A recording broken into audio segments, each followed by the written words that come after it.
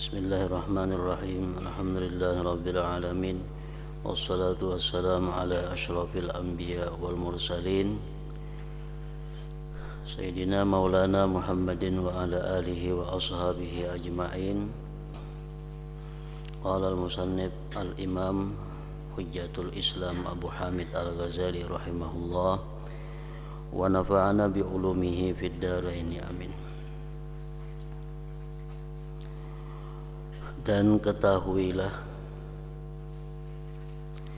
bahwasanya seseorang hamba itu dipandang dari sudut agamanya terbahagi kepada 3 derajat.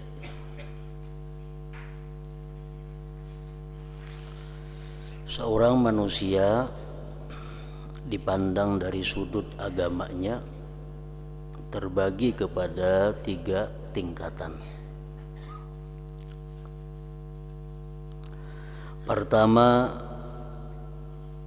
Tingkatan yang pertama adalah salimun. Artinya orang yang selamat.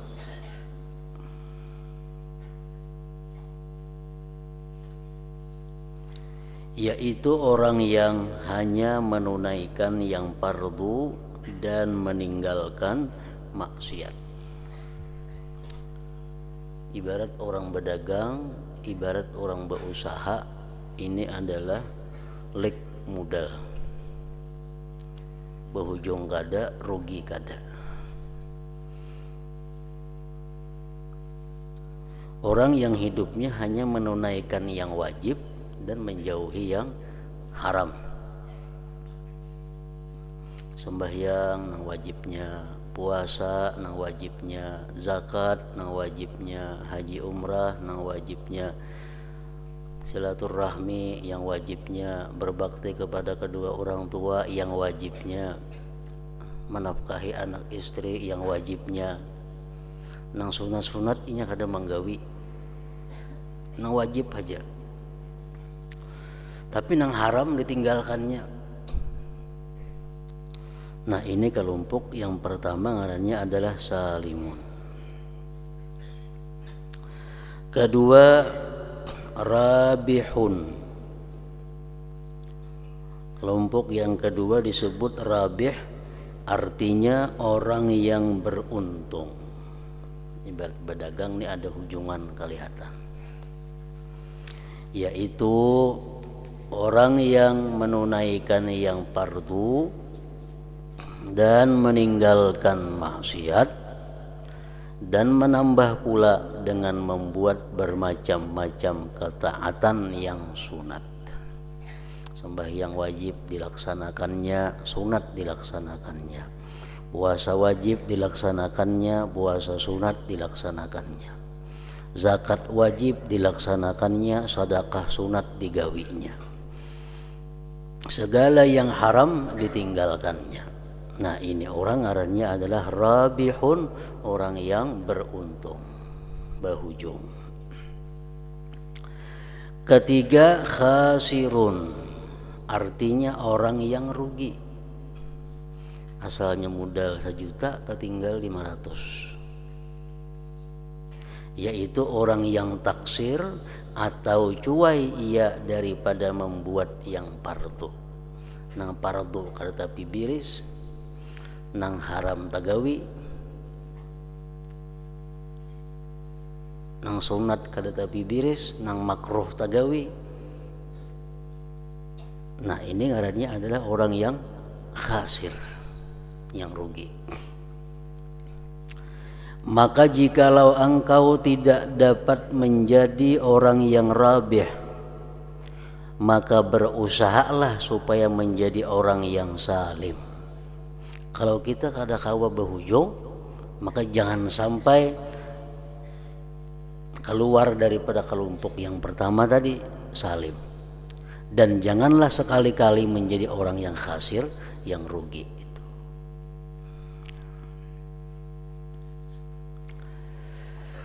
Nah, itulah kelompok derajat hamba Allah Subhanahu wa taala dipandang dari sudut, dari pandangan agama.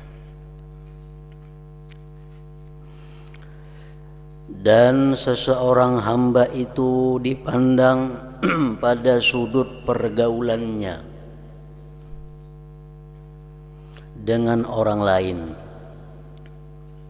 persahabatannya, terbahagi kepada 3 derajat pula. Dalam kehidupan sehari-hari, bergaul, berkawan di masyarakat, bermasyarakat. Nah, itu manusia ada 3 tingkatan juga. Pertama, laksana malaikat yang mulia, yang suka berbuat baik kepada orang lain,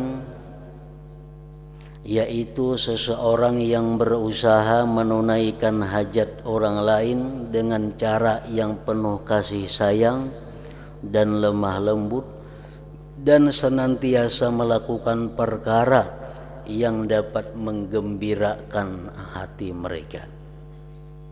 Ada kawan kita, nah kawan kita itu selalu menunaikan hajat kita. Kawan kita itu selalu menggembirakan hati kita. Nah, maka ini ngarannya adalah disebut kelompok pertama, laksana malaikat yang mulia. Kedua, laksana binatang dan benda yang keras, yaitu seseorang yang tidak memberi kebaikan kepada orang lain dan tidak pula menolakkan sebarang perkara yang menyakiti mereka.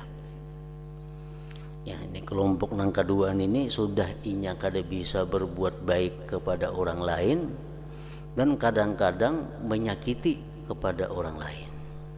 Nah, ini kelompok binatang dan benda yang keras. Ketiga, laksana kalajengking, ular dan binatang buas.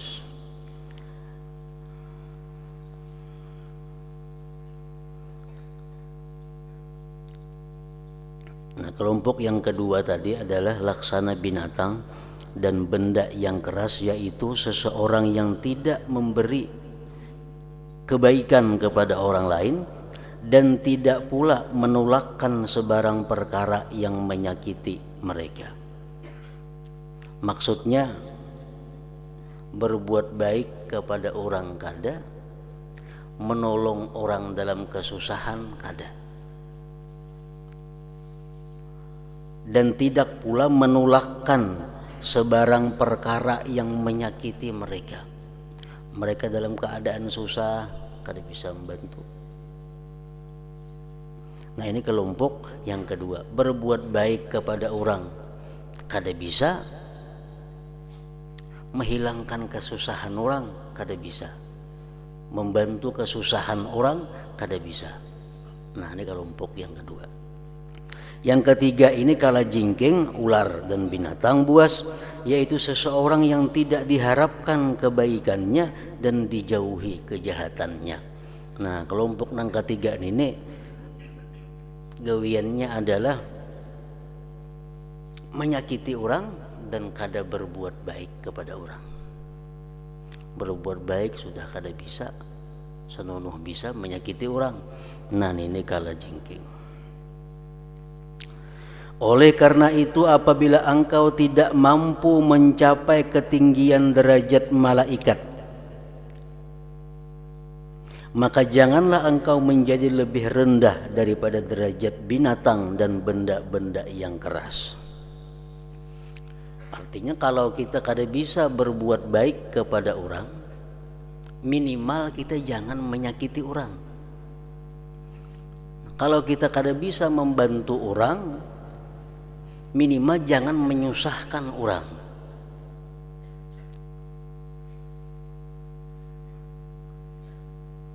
Jangan sampai kita turun kepada derajat kalajengking, berbuat baik kada, senonoh menyusahkan orang, menyakiti orang. Nah, itu kelompok yang ketiga. Ular dan binatang buas yang suka menyakitkan orang lain. Jadi jikalau engkau ridha bagi dirimu untuk berada di bawah daripada derajat a'la illiyin, derajat yang paling tinggi daripada segala yang tinggi, maka janganlah engkau ridha bagi dirimu dengan derajat asfala safilin, derajat yang lebih rendah daripada segala yang rendah. Nah, jadi derajat malaikat itu disebut derajatnya a'la illiyin, derajat yang paling tinggi daripada segala yang tinggi.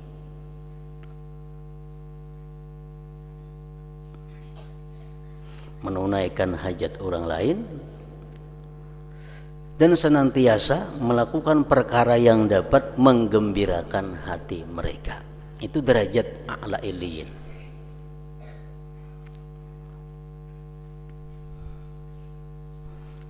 Dalam hadis Rasulullah SAW menyatakan, ahabbun nas ilallah anfa'uhum. Manusia yang paling disukai Allah adalah manusia yang paling memberi manfaat di antara mereka kepada sesamanya. Itu manusia yang paling dicintai Allah, yang paling bermanfaat sesama mereka. Wa ahabbul a'mal ilallah azza wa jal sururun tudkhiluhu ala muslim. Paling dicintai amal kepada Allah adalah kegembiraan yang kau masukkan atas orang muslim. Artinya idkhalus surur, memasukkan kegembiraan kepada orang Islam. Itu amal yang paling disukai Allah. Au takshifu anhu kurbatan, atau engkau melapangkan daripada orang Islam kesusahan mereka. Atau taqdi anhu daina, atau engkau melunaskan hutang mereka. Tatrudu anhu ju'a, atau engkau tolak daripada mereka kelaparan, membantu orang yang kelaparan.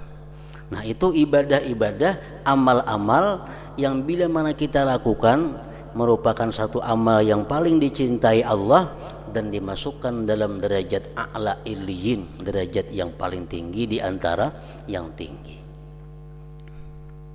Dalam hadis lain Rasulullah menyatakan, ahabbul a'mal ba'dal faraid idkhalus surur 'alal muslim. Paling afdal perbuatan, paling disukai amal sesudah melaksanakan yang fardu adalah memasukkan kegembiraan atas orang Islam. Jadi banyak hal-hal yang dimakruhkan, banyak hal-hal yang kurang baik, tapi karena kita menyenangkan hati orang muslim, maka hal itu menjadi sangat baik. Padahal perbuatan ini dibenci dalam agama, bukan dilarang, dibenci, dimakruhkan. Tapi karena kita untuk membahagiakan, untuk menggembirakan orang Islam, maka hal tersebut menjadi sunat. Nah, itu daripada ketinggian derajat perbuatan menyenangkan hati sesama muslim. Kita ambil contoh misalnya, orang yang makan banyak itu dicela dalam agama. Makan banyak itu dicela karena macam-macam akibatnya, melumpuhkan pikiran, membutakan hati, menghilangkan khasyah, takut kepada Allah. Nah, tapi kita makan banyak ini karena kita ini untuk menyenangkan hati seorang muslim, jadi sunat.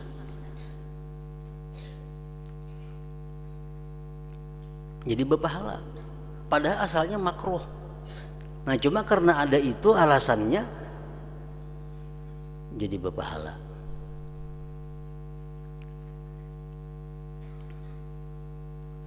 Kita makan sorangan sedikit aja, tapi kalau kita makan disurungi oleh bini, tambah je bini, tambah kita. Buat lagi jar bini, buat. Napa amunnya kada kita tambah tak singgung kan nanya memasake. Nah, supaya menyenangkan hatinya itu, nah berpahala. Parut kanyang pahala ada. Nah ini idkhalus surur, asalkan hal itu jangan sampai kepada yang haram. Nah, padahal makan banyak tuh dimakruhkan. Kita puasa sunat, lalu kita beilang ke rumah kawan, disurungi kawan makanan, maka puasa sunat. Untuk menyenangkan hati kawan, maka hari Mbak Asar sudah 1-2 jam lagi buka puasa, hari Mbak Asar sudah. Nah disurungi oleh kawan ini Mbak Astilah menggunakan wadah ke situ kamari inya menyerungi kita. Nah kayak apa?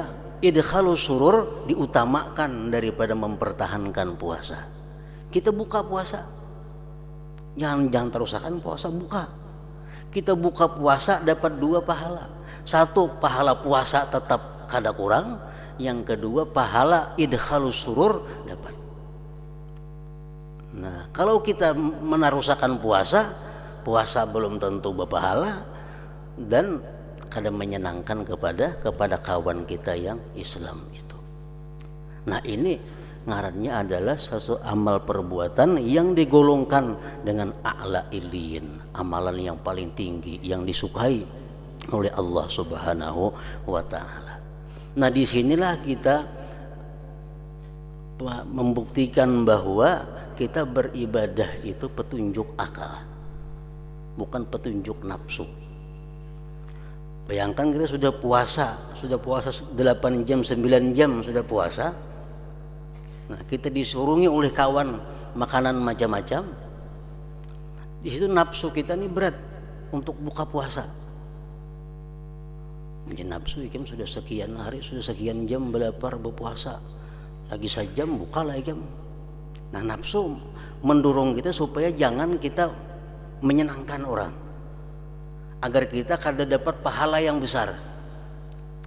Nafsu mendorong kita agar kita kada dapat pahala yang besar, perusakan puasa. Nah tapi kalau kita beribadah itu min aklin, berdasarkan daripada akal, kita mesti buka puasa. Kenapa? Ini pahalanya banyak, puasa pahalanya kada kurang, dan ditambah idkhalus surur, masukkan kegembiraan kepada orang Islam. Nah idkhalus surur ini berlaku kepada hal-hal seperti itu, tapi kada berlaku kepada hal-hal yang diharamkan oleh Allah Subhanahu wa ta'ala. Misalnya ada kawan kita, nah kawan kita ini umpamanya memakai yang dilarang Allah, atau makan yang diharamkan Allah, atau kawan kita ini melakukan hal-hal yang diharamkan oleh Allah.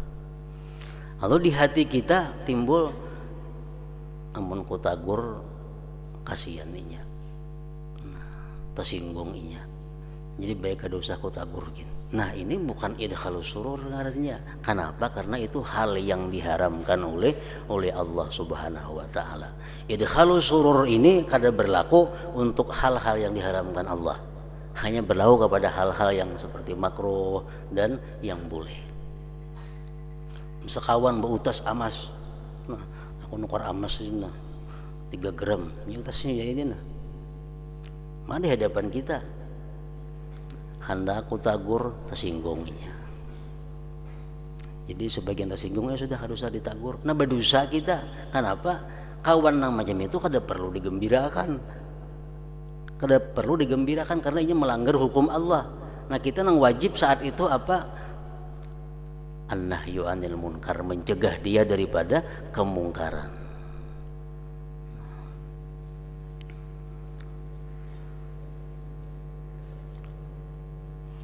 Nah jadi kalau kita kada mampu untuk beribadah, untuk beramal kepada amalan yang paling tinggi, maka kita jangan sampai berada pada perbuatan yang paling rendah di antara yang rendah. Kalau kita kada mampu berbuat baik kepada orang, maka janganlah kita mengganggu, menyakiti orang. Nah itu minimal.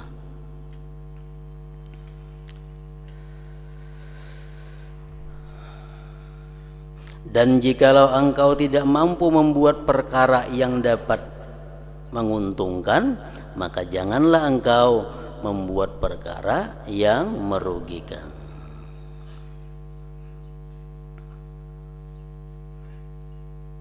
Berkata-kata itu baik kalaunya berpahala. Tapi kalau kita sudah kada bisa berkata-kata yang baik, ambil diam. Man kana yu'minu billahi wal yaumil akhir falyakul khairan aw liyasmut. Kita kan disuruh diam kada, kita disuruh berkata-kata yang baik. Karena itu memberikan keuntungan. Kalau itu kada bisa kita berkata-kata yang baik, falyasmut, diam.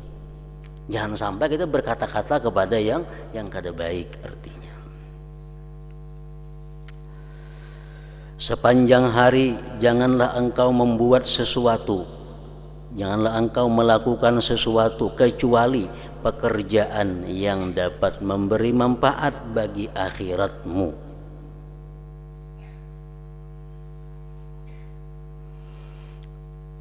Atau sekurang-kurang melakukan pekerjaan yang bermanfaat bagi kehidupanmu di dunia ini, yang engkau tidak dapat lari daripadanya, yang engkau tidak dapat kaya daripadanya, dan engkau berhajat kepada menggunakan manfaat dunia ini untuk mencari pahala akhirat. Nah, jadi artinya maksudnya kalau bisa kita ini berbuat sepanjang hari itu ibadah. Itu kalau bisa. Siang malam kita hanya melakukan hal-hal yang berguna di akhirat, ibadah.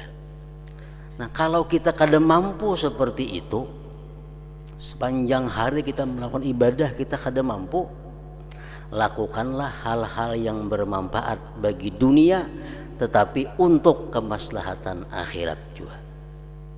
Contohnya apa? Kita kalau berzikir sembahyang 24 jam ada kawa. Jakanya kau macam itu aturannya. Jakanya kau macam itu. Beribadah 24 jam, tapi jelas sudah itu kada kawa. Nah, kalau itu kada kawa, kita lakukan perbuatan-perbuatan duniawi tapi yang sifatnya menunjang perbuatan akhirat. Contohnya, kita beribadah sudah uyuh, sudah lapar, bawa istirahat, baik guring, baik makan, baik apa. Tapi kita niatkan bahwa guring kita itu, makan kita itu untuk persiapan kepada ibadah yang berikutnya. Nah, itu artinya. Bila mana macam itu kita bisa, maka kita berarti sama ngarannya 24 jam melakukan ibadah. Sama dengan 24 jam melakukan ibadah. Dan apabila engkau tidak mampu melaksanakan kewajibanmu terhadap agamamu ketika engkau bergaul dengan manusia, ataupun engkau tidak selamat daripada membuat maksiat, maka hendaklah engkau beruzlah, yaitu mengasingkan diri daripada orang lain. Nah, kalau kita hidup di masyarakat sudah kada kawa lagi untuk mengamalkan syariat agama. Kita turun ke tanah, maksiat nang dihadapi. Turun ke pasar, maksiat nang dihadapi.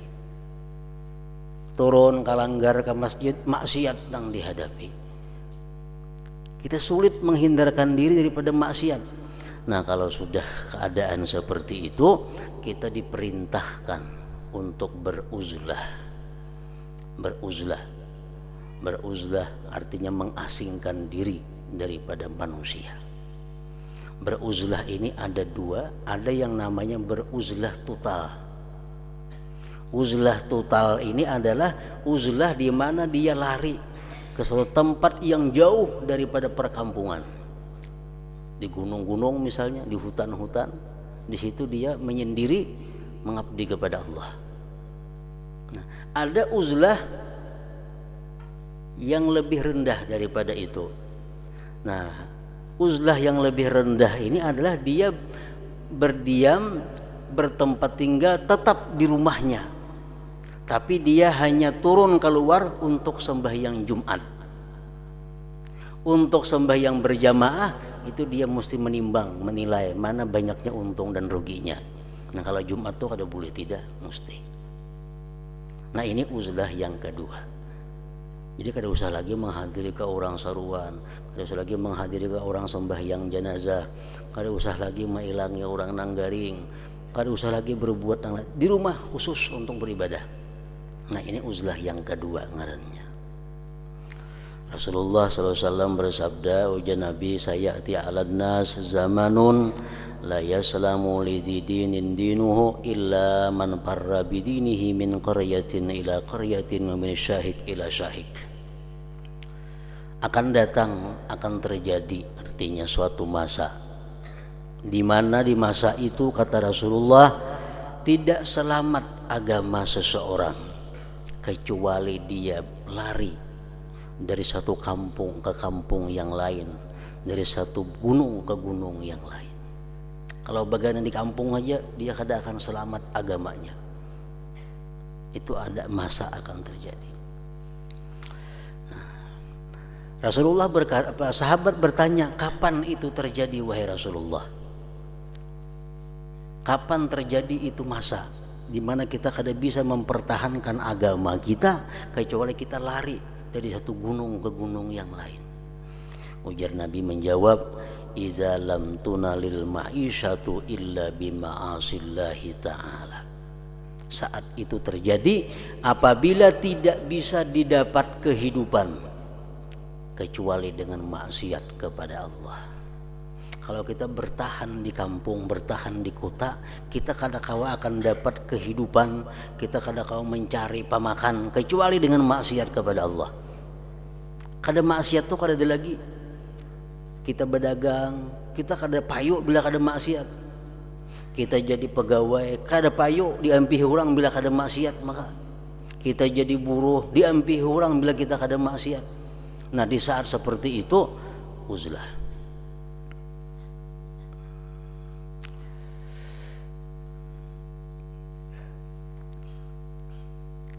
Nah jadi berasing diri tadi oleh Imam Ghazali disebutkan, kita beruzlah itu ada keuntungannya banyak dan ada juga kekurangannya.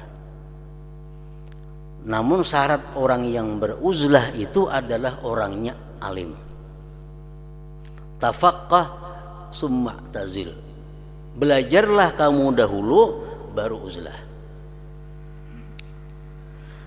Uzlah itu faidahnya, ujar Imam Ghazali, yang pertama faidah orang beruzlah itu tafarrug lil ibadah wa tafakkur.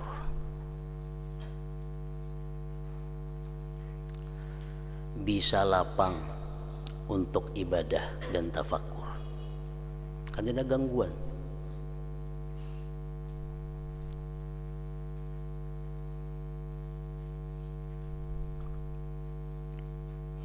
Yang kedua, keuntungan orang beruzlah itu at-takhallus minal ghibah wan namimah war riya wasukul anil amri bil ma'ruf wan nahyi anil munkar.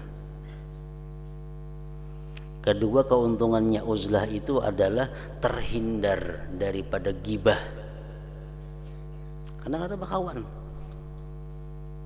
Terhindar daripada gibah. Terhindar daripada namimah, anjur atar. Terhindar daripada riya. Siapa yang diriyai oleh orangnya? Terhindar daripada kada melaksanakan amar ma'ruf nahi munkar. Terhindar, selamat.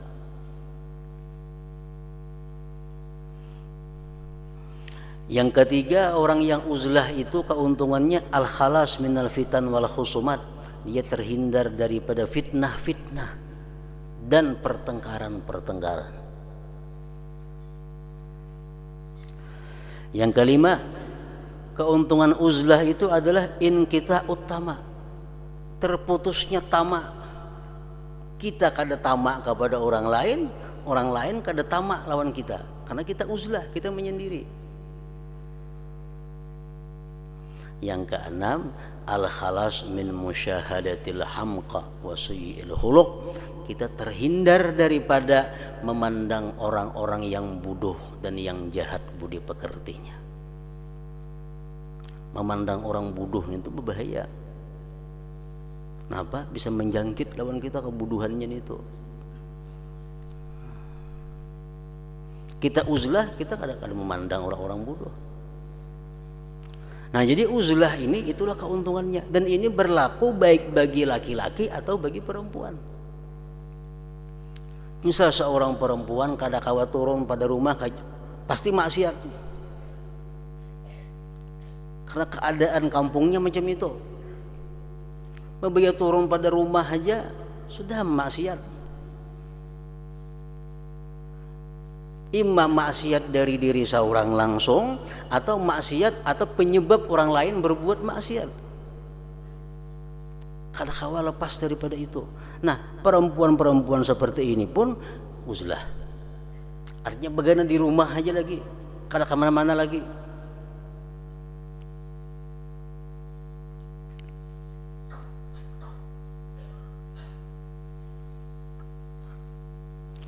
Nah, kelemahan uzlah itu pun ada, ujar Imam Ghazali. Keuntungannya tadi sudah banyak, tapi kerugian orang uzlah itu ada. Pertama, fawatu faidatit ta'allum awit ta'lim. Kehilangan pahala belajar atau mengajar. Sorangan, Bang. Jadi belajar gak ada lagi, mengajar gak ada lagi, ini sorangan. Makanya tadi sebelum uzlah itu belajar dulu, tafaqqah tsumma i'tazil. Belajar dulu hanya uzlah. Karena kalau sudah uzlah kada kau lagi belajar, kada kau lagi mengajar. Nah, pahala di situ kada dapat lagi nya. Yang kedua, kerugiannya orang uzlah itu adalah fawatun naf'i wal intifa.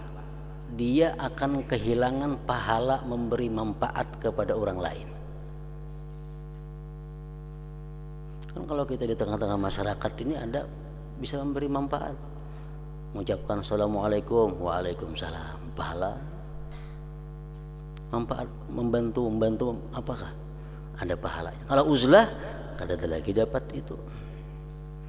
Yang ketiga, fawadilil a'mal. Orang uzlah itu keluputan fadilah amal, seperti menghilangi orang garing, kada dapat lagi, seperti menghilangi mengantarkan jenazah, silaturahmi kada ada lagi, karena sudah menyendiri. Yang keempat, orang yang uzlah itu keluputan fawatu ihtimalil adza. Dia keluputan pahala menyandang gangguan orang. Kan kalau kita uzlah, siapa dia mengganggu kita? Kada ada lagi orang mengganggu. Kalau kita hidup di tengah masyarakat nih, kadang-kadang ada yang mengganggu lawan kita, kita sabar dapat pahala. Ada orang yang perkataannya kadang menyamankan lawan kita, kita tahane, kita sabar dapat pahala. Nah, itu keuntungannya orang-orang yang kada uzlah. Nah, dipandang daripada keuntungan orang uzlah dan kerugiannya orang uzlah, mana yang terbanyak? Nah, bila terbanyak itu keuntungannya, uzlah adalah yang dipilih. Nah, jadi uzlah ini banyak berlaku, bukan hanya sekarang. Di abad ketiga Hijriah sudah ada uzlah itu. Abad ketiga Hijriah, abad kedua Hijriah, keempat Hijriah. Banyak ulama-ulama itu, aulia-aulia itu nang hanya turun untuk Jumat.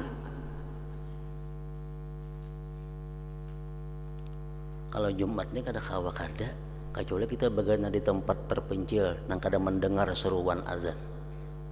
Ibnu Abbas ditanya, bagaimana wahai Ibnu Abbas tentang seorang yang alim, dia berkhalwat di rumahnya tapi dia tidak sembahyang Jumat dan jamaah. Ibnu Abbas huwa finnar, matinya ke neraka. Nah, kada kawan itu huwa finnar. Kalau hendak kada berjumat tuh ke sana bagaimana? Jauh-jauh sehingga kada mendengar orang azan.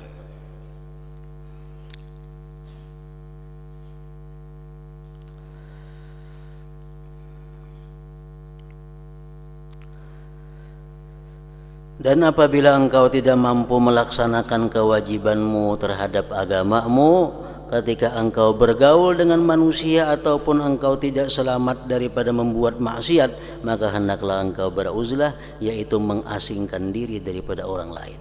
Nah, jadi ulama-ulama dahulu tuh banyak yang hanya mau keluar rumah hanya sembahyang Jumat, mengajar kada mau lagi, belajar kada lagi, di rumah bagaimana.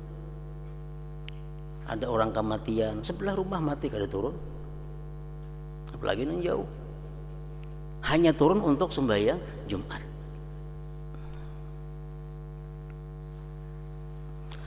Dan itu adalah yang terlebih baik bagimu, maka disitulah letaknya keselamatan. Memang kalau kita dalam keadaan yang aman, dalam keadaan yang normal, di mana kita di masyarakat masih bisa berbuat kebaikan, di mana kita di masyarakat kada selalu melakukan kemaksiatan, itu uzlah adalah bukan hal yang terpilih, bukan hal yang terbaik. Lebih baik kita bergaul di tengah-tengah masyarakat. Karena khairun nas tadi ampauhum linnas itu. Uzlah ini jalan terakhir.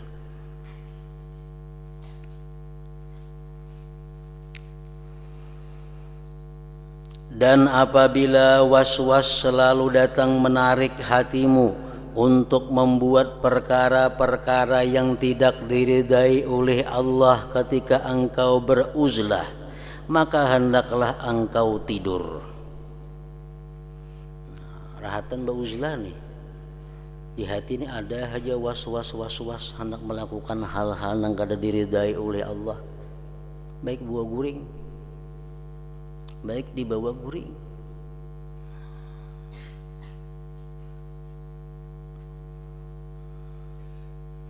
Maka hendaklah engkau tidur.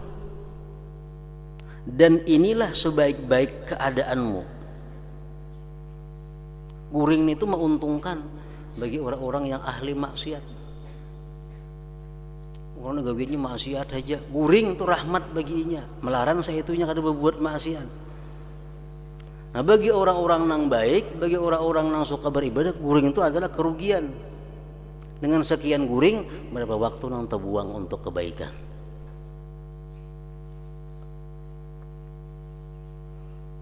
Nah, bila dalam keadaan itu selalu hendak berbuat maksiat, maka hendaklah engkau tidur, dan itulah sebaik-baik keadaanmu.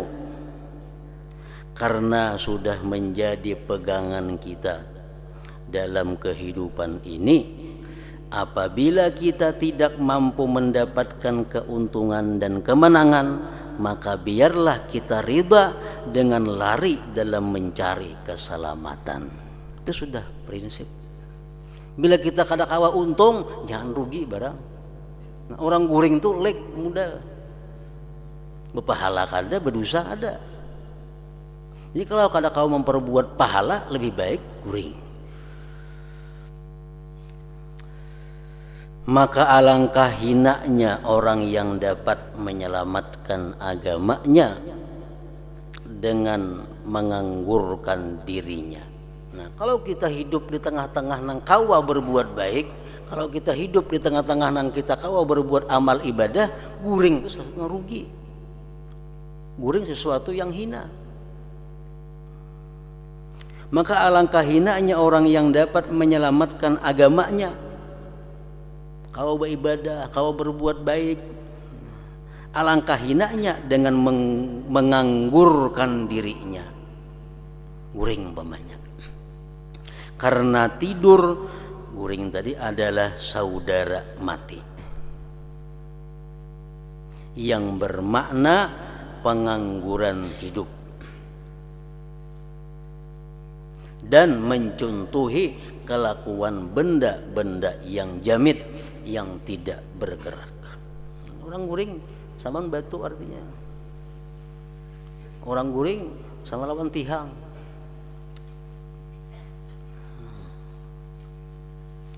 Tapi guring lebih baik daripada melakukan kemaksiatan kepada Allah Subhanahu wa ta'ala.